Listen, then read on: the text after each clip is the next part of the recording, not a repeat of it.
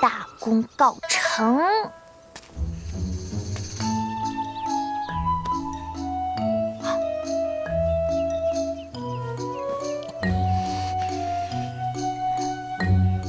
苏若飞，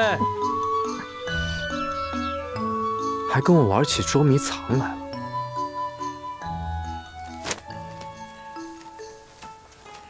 苏若飞，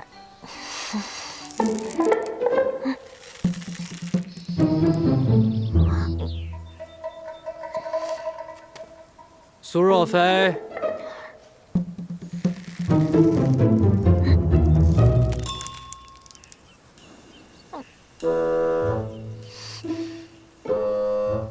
苏若飞，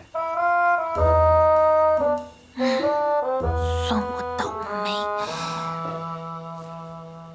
哎，小魔头，小魔头，快把我放下来！你是听不见吗？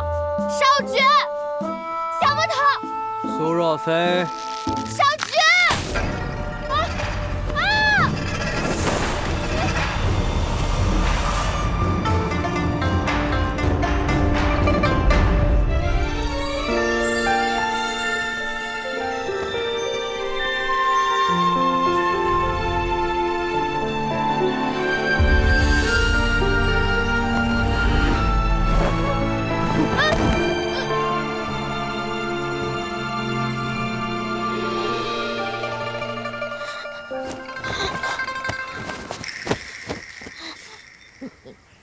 你为什么亲我？我怎么知道你在我后面啊？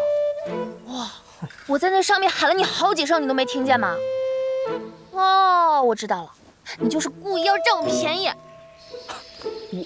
我占你便宜？你有什么便宜可占啊？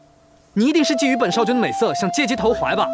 本少君大度，不跟你一般见识，但是你不能把这件事情说出去。你若是说出去的话，你就是败坏本少君的声誉。你的声誉还有败坏的余地吗？谁不知道你风流成性，现在还敢偷亲我？